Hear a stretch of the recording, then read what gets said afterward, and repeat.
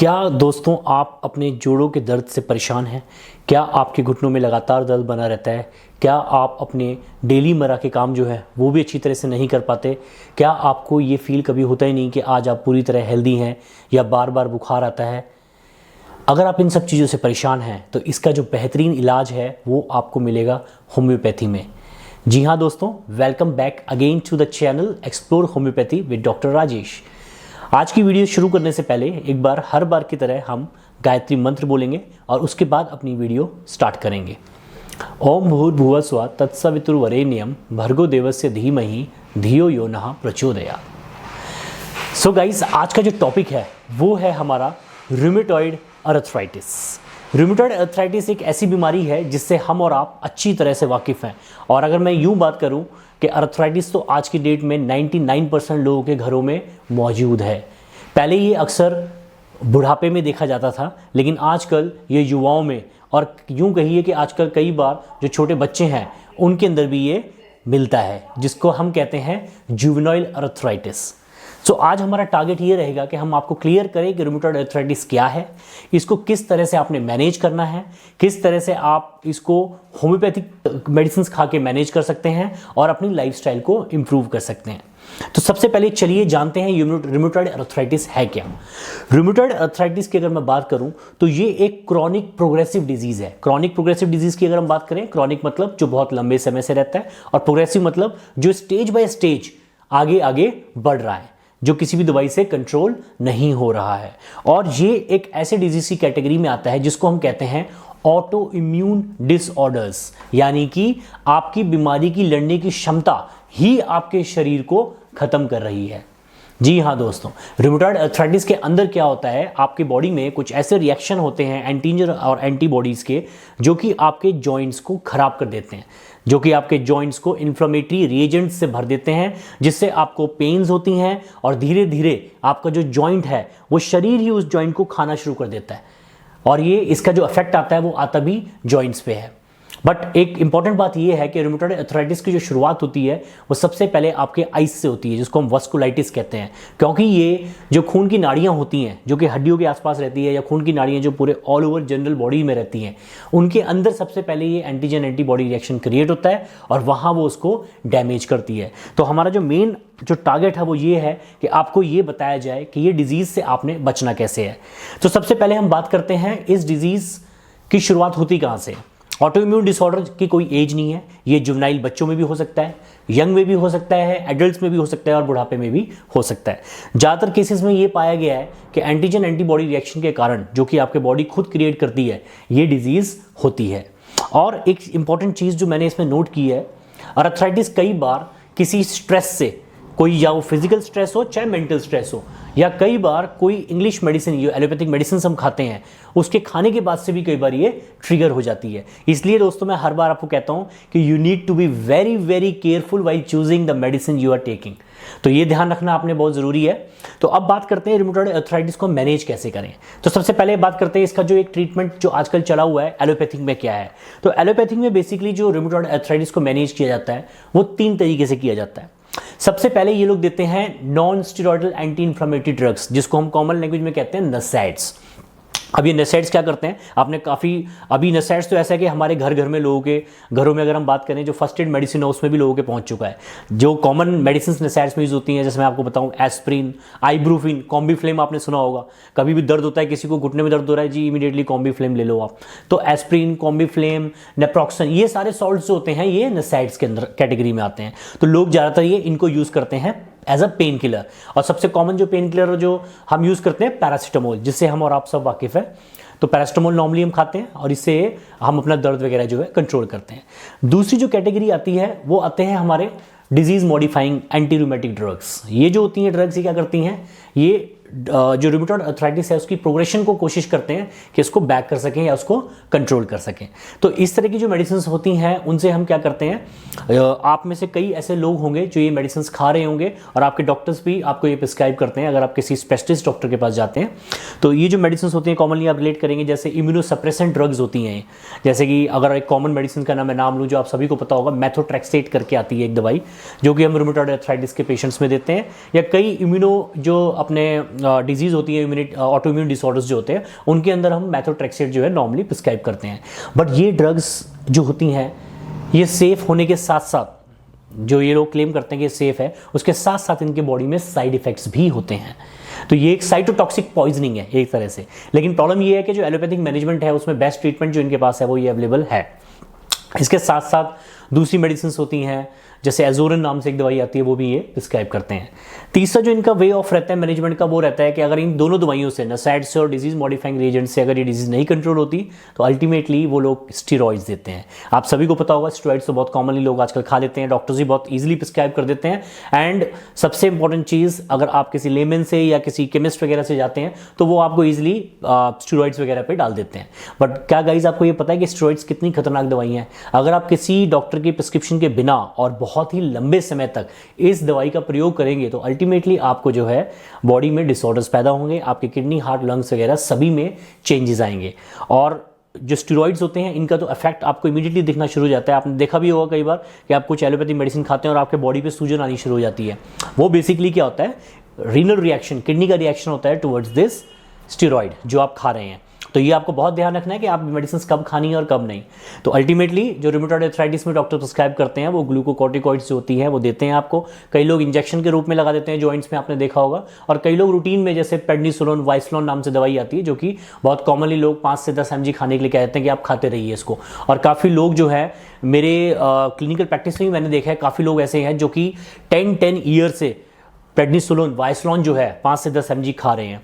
ठीक है, आप इस मेडिसिन को एज ए SOS यूज़ कर सकते हैं, या कभी कभार जब आप बहुत ज़्यादा एग्रेवेटेड कंडीशन में होते हैं तो यूज़ कर सकते हैं। बट इसका बहुत लॉन्ग टर्म यूज़ गाइस बहुत ही खतरनाक है। तो you need to be very particular with these kind of medicine. अब बात आती है कि इसको हम मैनेज कैसे करेंगे। तो मैंने आपको एलोपैथिक मैनेजमेंट बताया इसको कि इन दवाइयों से मैनेज करना है। अब बताएंगे इसकी मैनेजमेंट होम्योपैथिक तरीके से। तो सबसे पहले तो गाइस जो मैं अपना एक एक्सपीरियंस आपसे शेयर करूंगा रूमेटॉइड आर्थराइटिस को लेके, तो सबसे इंपॉर्टेंट चीज़ जो है वो आपको अपनी लाइफस्टाइल में चेंज करना होगा। मैंने अभी आपको बताया था कि रूमेटॉइड आर्थराइटिस को एग्रवेट करने वाली जो 2 फैक्टर्स हैं वो है एक फिजिकल स्ट्रेस और एक मेंटल स्ट्रेस। फिजिकल स्ट्रेस कैसे है? आप 10 दिन सोते रहते हैं, 11वें दिन आपको याद आता है, मोटिवेशन मिलती है और आप जाके जिम करना शुरू कर देते हैं। यू स्टार्टेड डूइंग जिम में जाके आप हैवी वेट्स उठाते हैं और अपनी बॉडी को इंज्योर कर लेते हैं। या फिर आप रनिंग करना शुरू कर देते हैं किसी के कहने पे और आपके शूज़ उतने कैपेबल नहीं होते, या आपको लगता है कि आज ही हम 5 किलोमीटर 6 किलोमीटर दौड़ लें, उससे आप अपने एंकल्स को, नी को, जो नी जॉइंट है आपका, इसको डैमेज करते हैं और वहाँ से आप रूमेटॉइड आर्थराइटिस को ट्रिगर कर देते हैं।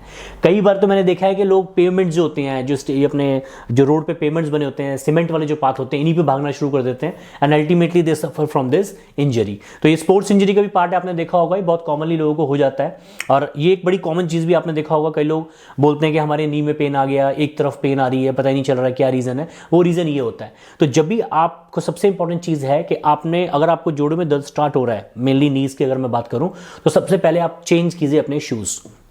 तो शूज़ जो है आपने वो इस तरह से लेने हैं कि आपको जो रिएक्शन आपके नीज पे आए वो ज़्यादा ना स्ट्रेच आए, ठीक है, ज़्यादा इंजरी नीज पे ना आए। और अगर आप फिजिकल एक्टिविटी स्टार्ट करते हैं तो यू शुड गो ग्रेजुअली, धीरे धीरे करके आपने अपनी फिजिकल एक्टिविटीज़ को इंक्रीज करना है और एकदम अचानक से नहीं करना है। एंड सेकंड फैक्टर जो मैंने बताया था आपको, मेंटल स्ट्रेस, जो कि आजकल आम लोगों की, हम सबकी ज़िंदगी में जो है मेंटल स्ट्रेस एक बहुत इंपॉर्टेंट रोल प्ले करता है। हम लोग की एक्सपेक्टेशंस, हम लोगों के इमोशंस जो है, हम इनको कंट्रोल नहीं कर पा रहे हैं और ये कंट्रोल ना होने की वजह से क्या होता है, हमें ये डिजीजेस ट्रिगर हो जाते हैं। मेंटली हम जब इनके बारे में ज़्यादा सोचना शुरू कर देते हैं तो ये चीज़ें हमारे पे ज़्यादा हावी होती हैं। तो सबसे पहले आपने क्या चेंज करना है? अपना लाइफस्टाइल, थॉट चेंज करना है, बी पॉजिटिव। अगर रूमेटॉइड आर्थराइटिस अगर आपको डायग्नोज होता है, आपका RA फैक्टर पॉजिटिव आता है, तो सबसे पहली चीज़ जो है वो ये है कि आपने अपने आप को मोटिवेटेड रखना है।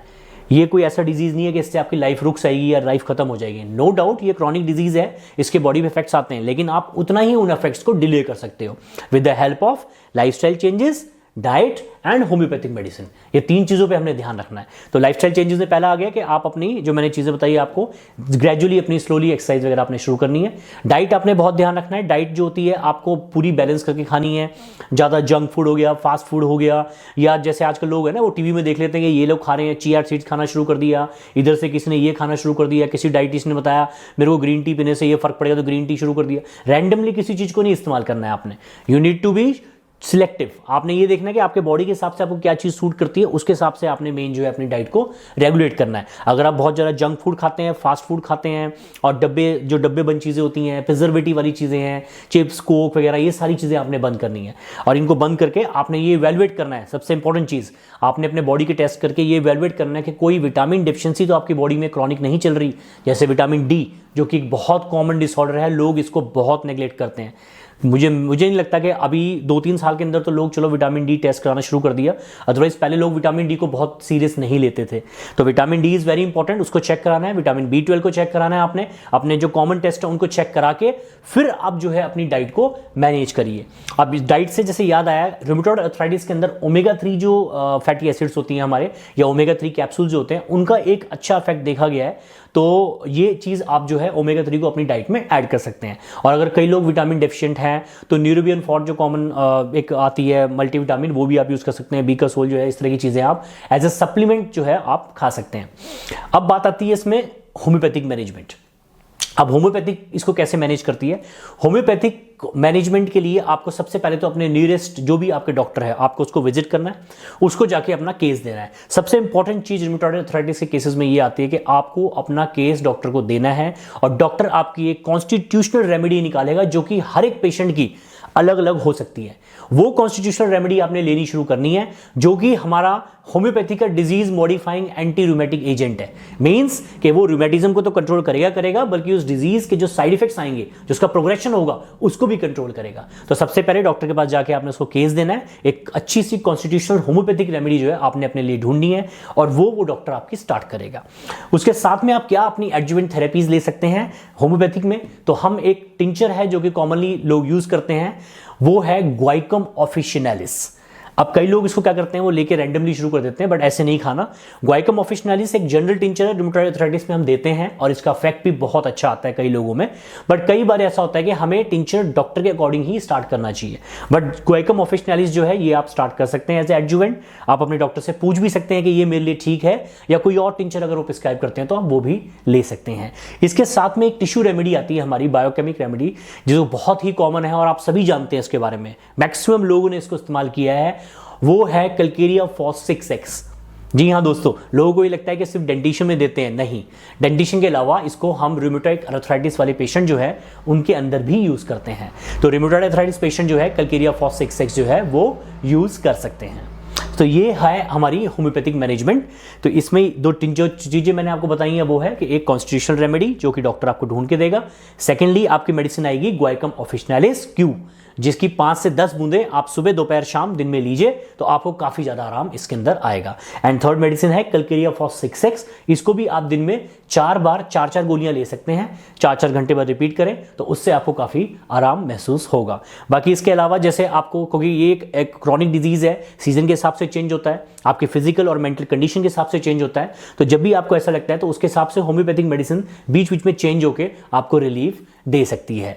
तो ये इंपॉर्टेंट चीज़ है जो आपने याद रखनी है, और बिना किसी डॉक्टर की प्रिस्क्रिप्शन के रैंडमली कोई चीज़ नहीं स्टार्ट करनी है। गुआइकम ऑफिशिनालिस और कैलकेरिया फॉस 6X ये आप स्टार्ट कर सकते हैं। अगर आप कोई और मेडिसिन ले रहे हैं तो उसके साथ भी आप इसको स्टार्ट कर सकते हैं। सो ये था आज का हमारा topic, rheumatoid arthritis. I hope दोस्तों मैंने आपके सारे डाउट्स क्लियर किए होंगे। तो मेन जो मेरा टारगेट रहता है वो यही है कि मैं आपको एक प्रॉपर नॉलेज दूं। तो गाइस, सबसे इंपॉर्टेंट चीज़ रूमेटॉइड अर्थराइटिस को अगर मैं एक सम अप करूं तो 3 चीज़ें हैं। डाइट मैनेजमेंट, जिसमें डाइट में आपने अच्छा कंट्रोल करना है। सेकंड है लाइफस्टाइल मैनेजमेंट, जिसमें आपने हल्की एक्सरसाइज ऐड करनी है। फिजियोथेरेपी भी आप लोगों से ले सकते हैं, फिजियोथेरेपी में मसल्स को वो थोड़ा एक्सपैंड करते हैं, उससे आपकी मसल पावर अच्छी हो जाती है, तो वो भी आप फिजियोथेरेपी भी इसमें ले सकते हैं। स्ट्रेचिंग एक्सरसाइजेज जो है वो आप जरूर कीजिए। एंड थर्ड इंपॉर्टेंट चीज़ है वो है होम्योपैथिक मेडिसिन, जो मैंने आपको बताई, डॉक्टर की prescribe constitutional remedy, Guaiacum officinalis Q and Calcarea phos 6X। So this is all about the today's video. मिलते हैं जल्दी ही आपसे अपनी नेक्स्ट वीडियो में एक नेक्स्ट डिजीज़ के साथ कंप्लीटली आपको नॉलेज देने के लिए। बट जी हाँ दोस्तों, जाने से पहले एक इंपॉर्टेंट चीज़ वो है कि प्लीज़ अगर आपको ये वीडियो अच्छी लगी तो please like this video, share this video and subscribe our channel. And please bell icon को दबाना मत भूलिए, क्योंकि हमारी जो नई वीडियो आएगी उसकी नोटिफिकेशन आपको जल्दी मिलेगी। Thank you so much guys, नमस्कार।